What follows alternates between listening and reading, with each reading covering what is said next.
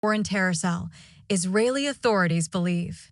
Officials cited Iran as a primary suspect and said possible links to groups including Hezbollah, Hamas, and Pakistan-based Lashkar-e-Taiba were also being investigated, according to Israeli media reports. Australian officials have not publicly confirmed any foreign involvement in the atrocity. At least 12 people were killed in the country's worst mass shooting in decades, which targeted a Jewish gathering to celebrate Hanukkah, the Festival of Lights. Recommended. How the Bondi Beach attack unfolded. Read more. Intelligence sources said the attack on the Bondi Beach celebration appeared to be sophisticated and well-planned and carried the hallmarks of Unit 910, Hezbollah's feared external operations arm. An Iranian link to the attack would follow a pattern of terror plots and attacks in Australia in recent years. Israel's Mossad intelligence revealed in October that it had thwarted dozens of terror attacks around the world on Jewish and Israeli targets since October 7, 2023, in countries including Greece, Germany, Belgium, Sweden, and Australia. In August, Australia ordered Iran's ambassador to leave the country after alleging Tehran had directed attacks against Jewish targets in Sydney and Melbourne, an arson attack on a cafe in Sydney in October 2024, and another on a synagogue in Melbourne in December. Mike Burgess, head of the Australian Security Intelligence Organisation, ASIO, said at the time that his teams had uncovered links between the alleged crimes and the commanders in Iran's Islamic Revolutionary Guard Corps, the IRGC.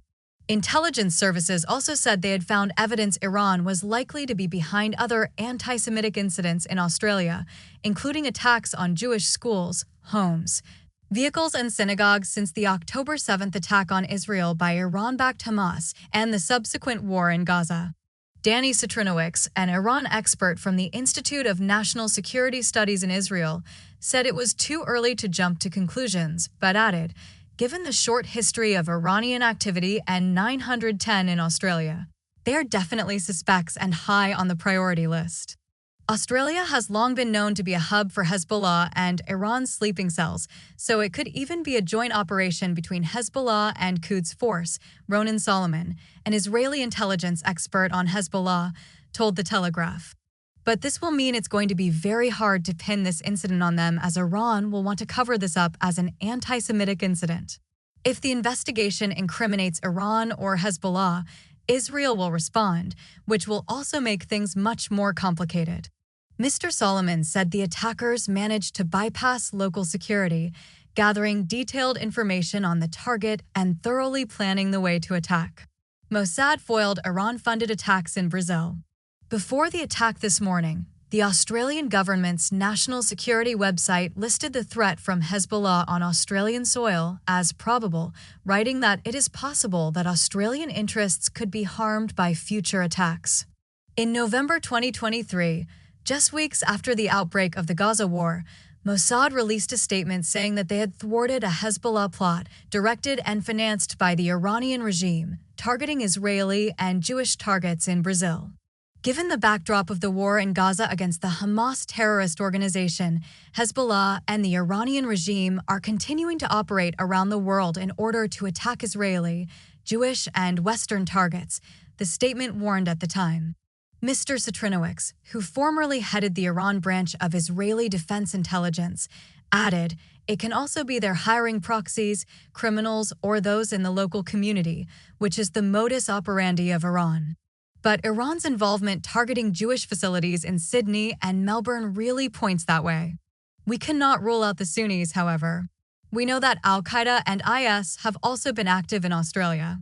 This isn't going to be an easy investigation if it's Iran or Hezbollah, as they will be covering their tracks very well. He said the attack on Sunday looked sophisticated and well-planned, as opposed to an opportunistic killing. It's not something you do now to now, and it seems that they were very capable of using their weapons. It looks very organized. An Israeli intelligence source, who asked not to be named, told The Telegraph that officials are keeping an open mind, but the operation appears to have the hallmarks of a state-sponsored event. It was extremely well organized by a coordinated group and from way ahead of time, and the amount of ammunition and long-range weapons all point to this, the source said. Mossad said in October that it had identified senior IRGC force commander Jen Omar as the mastermind behind a transnational network responsible for anti-Semitic attacks in several Western countries, including Australia.